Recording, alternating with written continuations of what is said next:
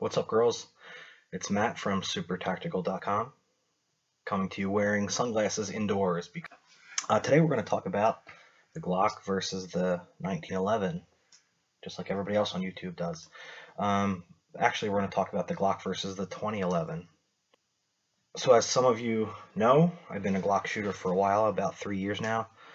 Was shooting a para for a while and then an M&P, sort of casually in IDPA and USPSA. I switched to a Glock right around my birthday. I remember in August, about 3 years ago. First I bought a Glock 24, then I bought a Glock 35. So here's the 24. It's about as fancy as you can make a Glock, which is not saying much because it's still pretty bland. Dawson sights, adjustable rear, fiber optic front. It does have a KKM barrel. A little bit of weight taken out of the slide here and on the front, as you can see. Tungsten guide rod to add a little bit of weight. Vanek trigger. Pretty nice trigger for a Glock. See, there's not too much travel here.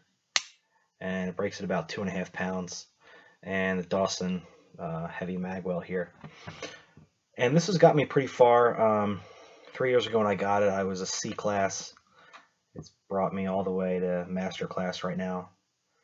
And I decided it was time for a change, so out with the old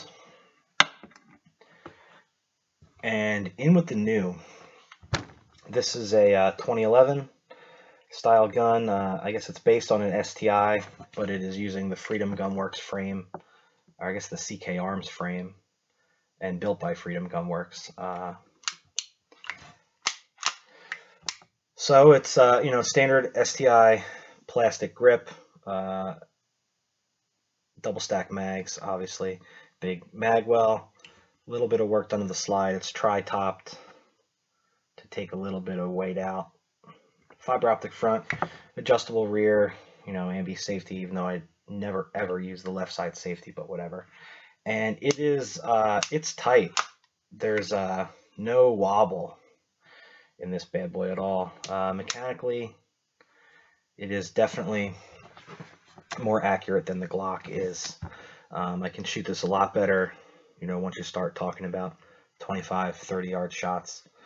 I can definitely shoot this a lot better. Now, part of that, I guess, is due to the trigger,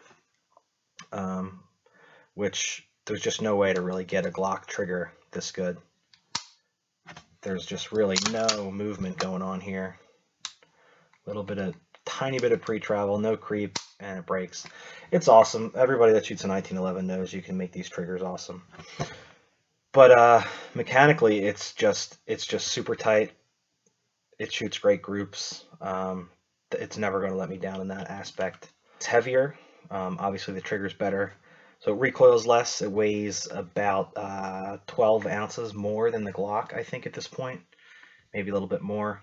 Actually, right now it has an IDPA legal magwell on it and a plastic mainspring housing. I'm going to replace both those parts with steel to pick up another maybe 5 ounces of weight. That'll help when shooting major ammo. Keep it a little bit heavier, a little bit flatter maybe. You can reload it quicker because the mags are just a little bit easier to shove in there. It's easier to work the trigger. Basically has the same exact sights, same setup at least, same sight picture.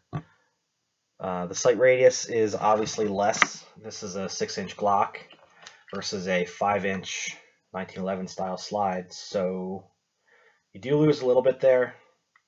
Actually, from this angle, it doesn't look that bad, but it's actually a little bit over an inch because on the Glock, the sights go all the way back to the rear of the slide here.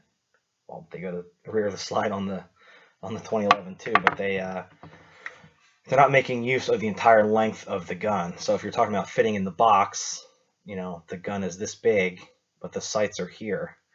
On the Glock, not this one, but on a Glock 35, for example, it fits right against the back of the box here, and that's where the sights are. So you do actually gain a little bit of sight radius even on the shorter Glocks compared to a 5-inch 1911 or 2011. And it should be awesome. Now, I guess the most important question is it better? Well, Yes. I mean, it's definitely cooler. Is it better? It'll shoot better groups off of a rest. It'll shoot better groups with me shooting it. But will that lead to better match scores? I think it will, and I guess we'll have to wait and see. Stay tuned. Thanks.